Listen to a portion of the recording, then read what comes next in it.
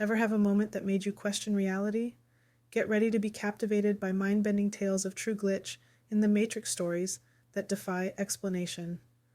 From time loops to unexplainable events, these accounts will leave you on the edge of your seat, pondering the fabric of our existence.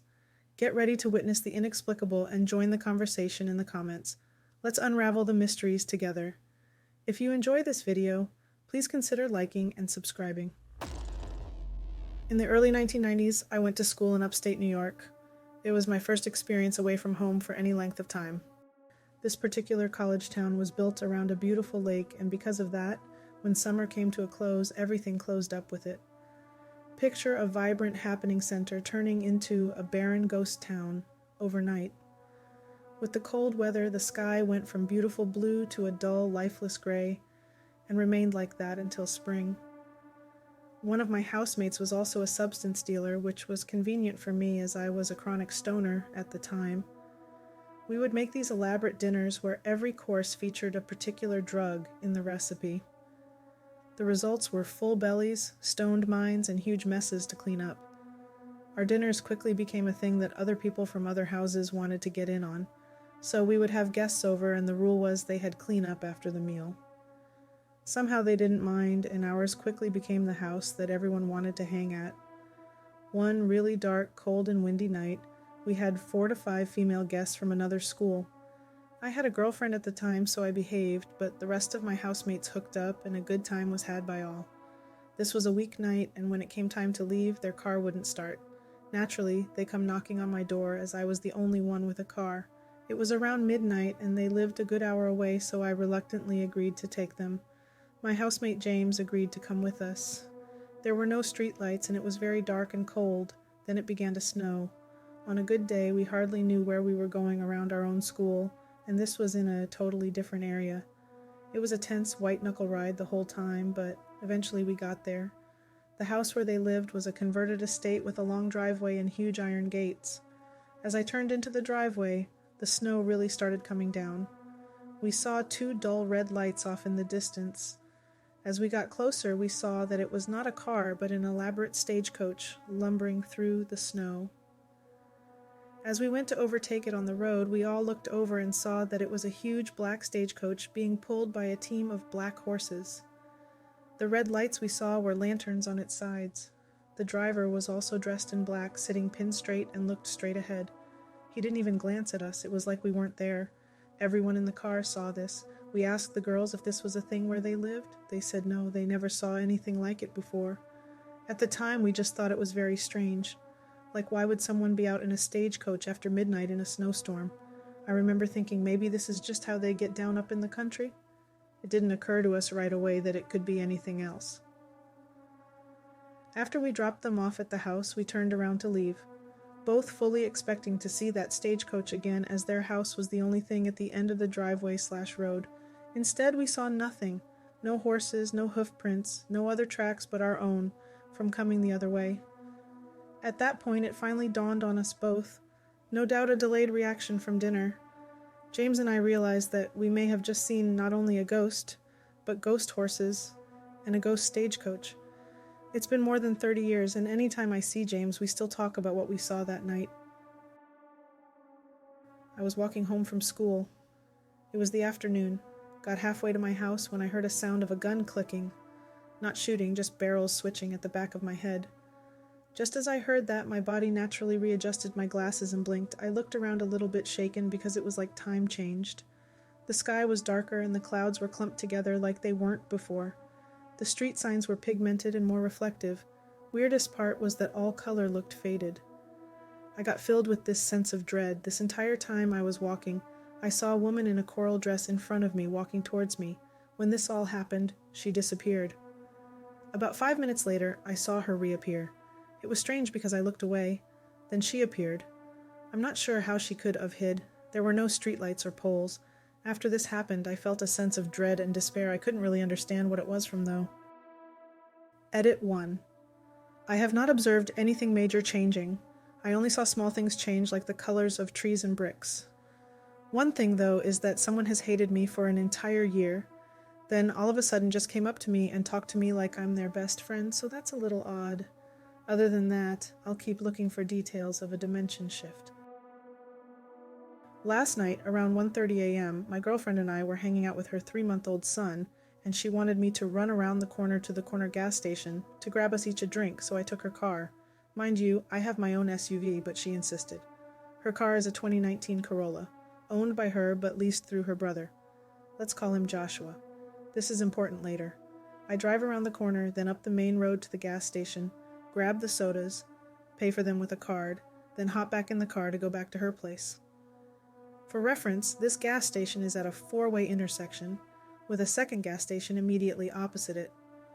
I get to the edge of the parking lot and signal to turn back towards her place. There was a Prius at the Circle K across the way, getting ready to turn the opposite direction, but after scanning both directions plus both ends of the 4-way, confirming that no one was on the road except for us 2 vehicles before pulling out onto the main road. After doing that, I proceed down the main road, checking my rear view several times to make sure no one is behind me, and no one is, just me on the whole road. I make a left onto a short street before the right turn into my girlfriend's apartment complex, recheck the mirror, nothing, and no one behind me. This car is super low to the ground, so lights behind me are immediately noticeable. Check again before I turn into the apartment complex parking lot, still no one. I proceed into the parking lot and park. Grab sodas and start opening the driver's side door when I hear, "Excuse me, sir? Sir?" Local municipality police department, as I'm stepping out, startling the shit out of me, and I whip around to a cop standing there in between her car and my SUV, and notice his patrol car parked and running behind her car, and parked literally 1 spot over, as in right where I just drove past and no one was there 0.5 seconds ago. I looked right at the spot pulling in. He seemed startled to see me too, in a way, which was weird. He didn't have his emergency lights on, but his headlights were. He asks, "Are you Joshua?" I tell him I'm not. He asks, "Do you know Joshua, and do you have permission to be driving his vehicle?" I say I do because that's the truth. He never asks my name or to see ID or driver's license, which surprised me. I explained that I just went to grab sodas for my girlfriend and he says, "Oh, that's totally okay. My boss just wanted us to make contact with people we see leaving gas stations late at night because there's been a lot of thefts and robberies at the ones here in town lately," which I was unaware of. He tells me I'm all good and he'll get out of my hair and leaves back to his patrol car. The thing is, how the hell did he see me? And where did he come from? I watched carefully the whole way back, and no one was ever behind me or around or in front of me the whole way, nor was anyone in any parking lots along the way, plus, if he had been, I would have seen him pull out behind me. It was like he literally just insta-spawned behind the car in the 2 seconds it took to turn it off, grab the sodas, and exit the car. He seemed spooked too, like I was, like he had no clue what he was doing there. It was by far the weirdest thing to happen to me in years. Logically, if he had seen me leaving the gas station, he would have had to came the same way I did, which didn't happen because I would have seen him. He said he saw me leave the store. There is literally no rhyme or reason to this encounter, and I can't make sense of it. I have no idea how to explain what happened. I live with my parents. My mother leaves for work every day at 6 a.m. and returns at 3 p.m. Today she came back at 10 a.m. I talked to her and asked why she came back earlier. She told me that she managed to get off early and that she would start making our second breakfast soon. When Mom has a day off, we eat together. I said, "Okay, call me when you're done." After about 2 hours of waiting, I realized that I couldn't hear any sounds from the kitchen, and I always hear them when someone is cooking something, so I went to the kitchen. My mother was gone. I went through the whole house. My mother was nowhere to be found. I was alone at home. I thought it was strange because my mother always tells me when she goes out, for example, to the store or even to water the flowers in the garden. So I went back to my room and went back to playing my game. At 3 p.m., my mother came back, called me, which she always does. She said hello, and I asked, "Why did you leave the house and not tell me? And where were you anyway?" She replied, "Well, at work, Jasmine. I always come back at 3 p.m. I explained to her that she was at home around 10, that I talked to her, that she even told me that she would be making our second breakfast. She explained to me that she wasn't. We talked about it for a while, and then my mother decided that I had simply mixed up the days. But that's not possible. She was at home. I saw her, and I talked to her. This isn't the first time something like this happened to me. I'm sharing this story because it happened to me today. Anticipating the question, why didn't you call your mom and verify it right away? We live in the mountains, and my mother works on the Polish-Ukrainian border. There is no signal there, so calling is pointless. Plus, I can't call my mother's landline at work because this phone is strictly for important work calls. We live in a city that my sister and I call the cemetery of reality. It's hard to explain, but in my city there are a lot of strange legends, stories, etc. I have experienced several things myself that indicate that many legends are true. We have a legend about a church burning, about a cult, about many murders, about a wind, about a haunted church, about someone once murdering a girl and nailing her to the cross on a hill, about people living in abandoned buildings, about the founder of the city who manifests as a huge wolf, mass graves, and many more. Yeah, I live in a strange place. I go to a psychologist regularly. I have been diagnosed with autism. I think that if I had schizophrenia, my psychiatrist and therapist would notice it. Some people believe maybe this was a doppelganger or a timeline slip situation. I do not know what to think, but I'm open to explanations. I have never experienced a glitch in the Matrix before, but I don't know what else to call this strange thing that happened. So, I have a digital clock in my bathroom and it is right next to the mirror. Oftentimes, I look at the clock in the mirror instead of the real clock to see the time because it's easier when I'm standing in front of the mirror. I was staring in the mirror and looking at the clock in the mirror which said 3:07. I quickly glanced at the real clock that was next to me and it read 3:08. I had a split-second thought about how weird it was that the clock changed so quickly that it already read 3:08 before I even finished moving my eyes. Because of this thought, I quickly looked back in the mirror, and this is where things got weird.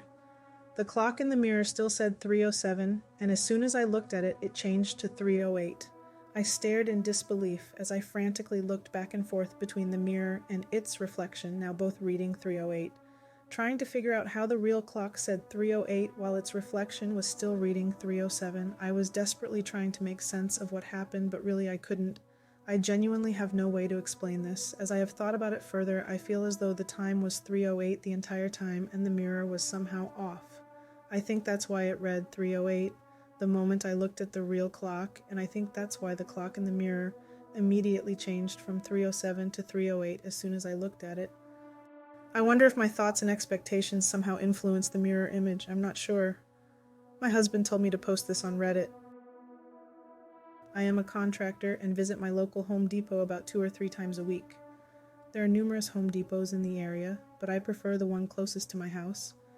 When I have a job early in the morning, I prefer to go to Home Depot the night before since it is less crowded and I'll be able to start my day without the added hassle of getting material. And since I visit the Home Depot regularly, I am well aware of that particular store's hours. It's easy to remember and not complicated. Every day except Sunday they close at 10 p.m. and Sunday they close at 6 p.m. Holiday hours differ. There is a public storage about a half-mile away from Home Depot where I rent a storage unit. My storage unit closes access at 9 p.m. every day. Since I keep most of my tools in the storage unit, I often stop by my storage first and then go to Home Depot. This glitch occurred on a Wednesday in May 2022. At the time, I was installing siding on a home and needed nails. As my normal routine, I stopped by my storage to grab a nail gun and then headed to Home Depot to grab my nails. As I was walking up to the front door, I saw that they were closing the front roll-up gate. I hustled to the gate and asked what they were doing. The employee said, "We're closed. We open tomorrow at 6 a.m. I asked if they changed the hours since it was currently 9 p.m. Employee was short with me and said no as he closed the roll-up door. I went back to my truck confused. I immediately searched on Google for Home Depot's hours, and when the search came back, it showed that Home Depot closed at 9 p.m. every day except Sunday and 6 p.m. on Sundays. This information came from Google, so I just figured somebody reported the hours wrong or something and went to Home Depot's website to get the hours straight from the source. Home Depot's website also showed they closed at 9 p.m. I texted my sister telling her that the store closed at 10 p.m. every day since I can remember until today. And now it closes at 9 p.m. I sat in my truck a few minutes trying to figure out what the hell was going on, and then decided to go to a different Home Depot that showed they closed at 10 p.m. on the website. I have also visited this second store many times in the past and was confident it closed at 10 p.m. It was about a 15-minute drive to the second Home Depot, so I arrived at 9:32 p.m. When I pulled into the parking lot lights were turned off. There were minimal cars in the parking lot and doors were shut. I parked, walked to front door, and read the hours. It said they closed at 9 p.m. Since I had just checked the website hours, I pulled up the website again. This time all stores showed that they closed at 9 p.m. I was super confused and went home and got my nails the following morning. When I was paying for the nails, I started telling the cashier the story of the previous night's confusion. He was confused and said, "We close at 10 p.m. every day except Sunday and 6 p.m. on Sundays. I worked here 6 years and it's always been like that." I told him that's what I thought too. I pulled up the Home Depot website to show him that the website hours show 9 p.m. and they now all said 10 p.m. I am still confused about what the hell happened. This happened to me in December 1969. I'm a retired RN. I have experienced or witnessed many things that are beyond understanding, but I am also a critical thinker, and my story changed my thoughts on our limited view of reality forever. I was with my high school boyfriend on a typical Friday date night in Jeffersonville, Indiana.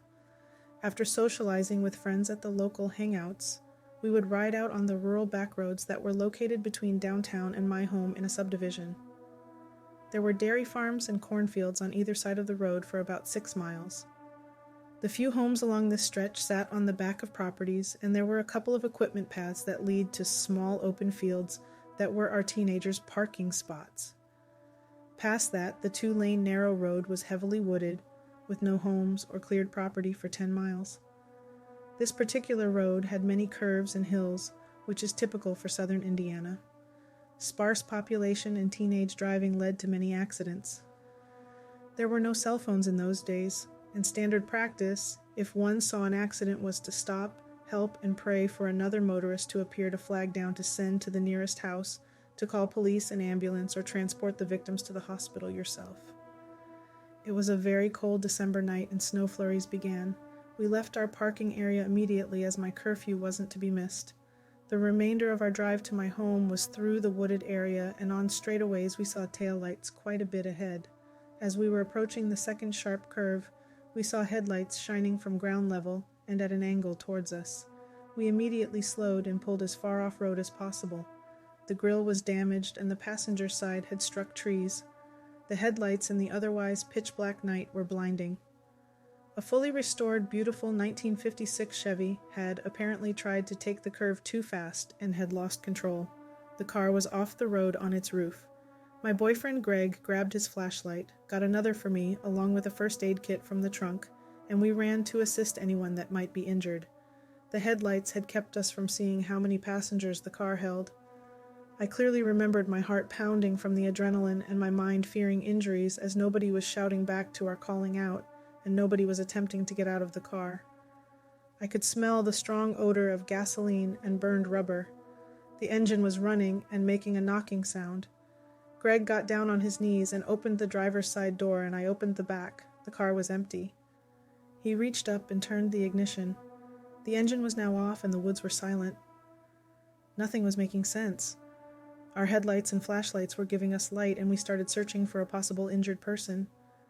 The windows were rolled up and starting to fog. Greg had already searched the interior. At this point, our assumption was that the driver must have gotten out and we just hadn't seen him or her. We didn't understand why they hadn't answered us as we ran to help, or why the car had been left running. We continued to search for a person around the wreck. We tried to go into the woods, but the underbrush and steep embankment was impossible to climb. At this point, we decided whoever was driving may have just walked away. We got back into Greg's car and drove slowly 3 miles back, then turned around and drove slowly the next 6, fully expecting to find someone needing a ride home or to a phone. We were relieved that the driver must not be hurt, but couldn't imagine why they didn't see us and how they had left on foot without us seeing them. No other vehicles had come down the road.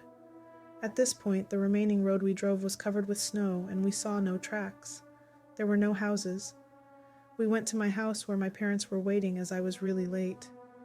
Greg told my father what had happened and then described the car and how beautifully restored it was in case he knew to whom it belonged.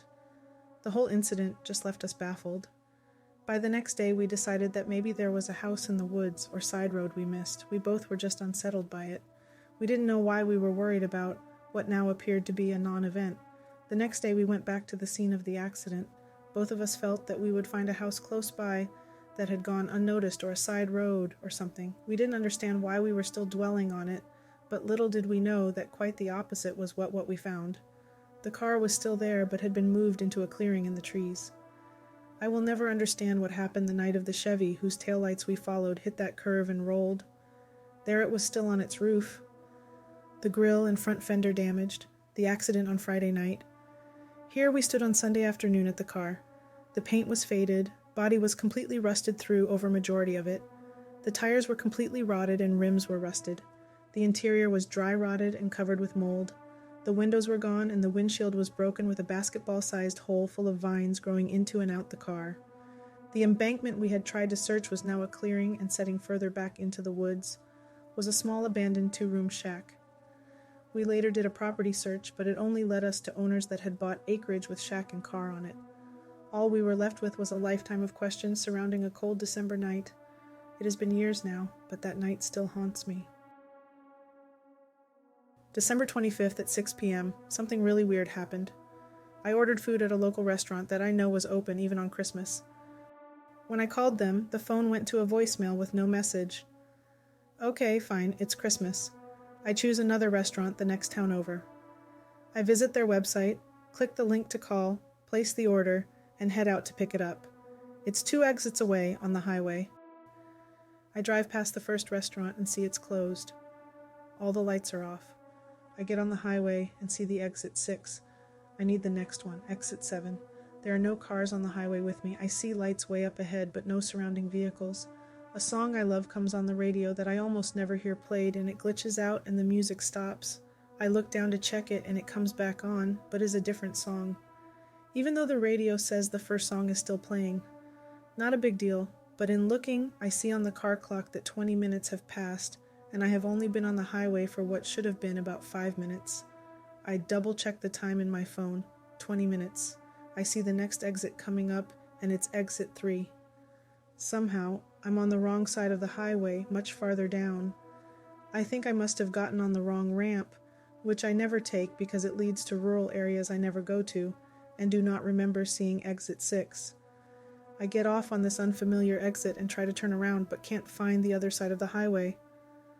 I grab my phone and turn my GPS on, but the home buttons on my phone are jumbled. I pull over, power cycle the phone, get the GPS working, and it sends me in actual circles. About 10 minutes later, I find the highway and am back on the right direction. There are cars everywhere. I reach the restaurant. They don't have my order and said I never called them. At this point, I'm almost completely out of gas when I had enough to make a round trip at the start of my journey. I pull into the gas station next door and fill up. I get back in my car and reverse search the phone number I called. It's to a restaurant I never heard of. I go back to the website I visited to place the order. The numbers don't match. I look up the address of the other restaurant, head there, pick up my order, and start home. On the way back, I pass the first restaurant again. It's open with a line out the door. I pull into the parking lot to sanity check. I call their number. They have been open all night with no phone issues. I get home and my partner asks where the hell I have been. I really wish I had asked him to come with me. I have zero explanation for what happened. Update: I just found the settings for Google Maps. My app history says I never left home. It says home, my address all day. All other days have travel data. What do you think of these stories? Do they sound like glitch in the Matrix stories or something else? Let me know what you think in the comments.